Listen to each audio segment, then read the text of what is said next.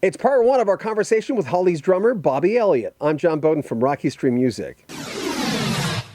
It Ain't Heavy, It's My Story is Bobby Elliott's brand new book on his life with the Hollies. There'll be a link in the description of this video where you can pick up that book.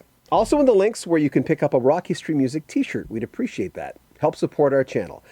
Here's Bobby Elliott. You have 2 years. You and John and Paul are just 2 years apart from you. Were you a little starstruck? I mean, they're kind of your age. How did you feel? Yeah, well, Beatlemania had hit in the UK when we were still the Dolphins. I remember that there were sort of like we played a place, Oldham Astoria, and the Dolphins played there the day after, and I know the railings outside had been bent, but with the kids sort of like cramming to get in there. Beatlemania was big mega news over here. So we were in awe of that because, it was a revolution, really. The previous thing had been, Bill Haley and Presley in the 50s. Yeah. And this was bigger. So there we were. Yeah, we're in the same studios as them. The guys. We'd be number 2, they'd be number 3, or vice versa. They were head and shoulders. The Hollies. We had a record after record. It was just an endless conveyor belt of hits. George Martin, we were friends. George Martin would pop in because Ron Richards, our producer, worked with him, and they eventually formed Air London. It was Ron Richards' idea to form the company Air London, because Ron had said, well, look, here we are, there's you, George Martin, there's Peter Sullivan producing like Tom Jones, and there was a guy called John Burgess. There were 4 guys who were getting a salary. The Beatles were mega, Tom was happening, and Ron said, this is ridiculous. Let's become independent, form our own company. That was Ron's idea. Yeah. But we saw a lot of George. I often think after we had George as producer, we might have been a bit more refined, because George, being more of a musician, he'd sit down with the guys at the piano and just work things through. Whereas our guy, Ron, he was more of a Tin Pan Alley man, and he knew a hit when he heard it. But he ran very much on time. He was very much a time man.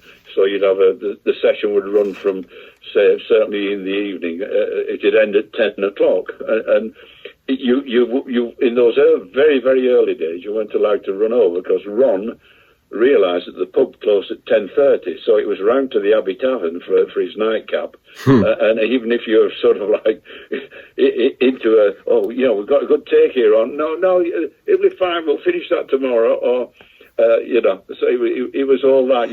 I'd look up.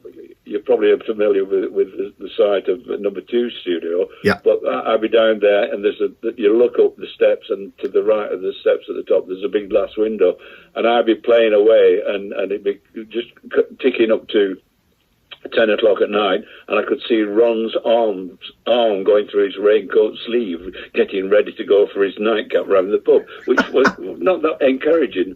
But after all, he was godsend to us, because we were 5 raw northern guys, and he was like our headmaster, and we were the performing chimps, and the red light went on, and Ron would move us on. One of his best lines was when we recorded "He Ain't Heavy, It's My Brother." That was me and Elton John and Bernie, our bass player. Elton was then Reg Dwight. And we did it in about a couple of takes. Elton, he's a great piano player. His time was perfect. I mean, it was a cinch to do. But at the end, we'd done the second take, and Ron said, "Yeah, that's come." When he thought we got something in the can, his words were, "Come and have a listen." Until he said that, you knew you hadn't got it. So I'd bound up those wooden steps 2 or 3 at a time. And I had a listen. I said, "Ron, I've just made a little sort of flow on the snare there." He said, as he's putting his coat on, he said, "Don't worry, Bob. Once we get the strings on that, you won't hear it." So that I can still hear that on the NTV now.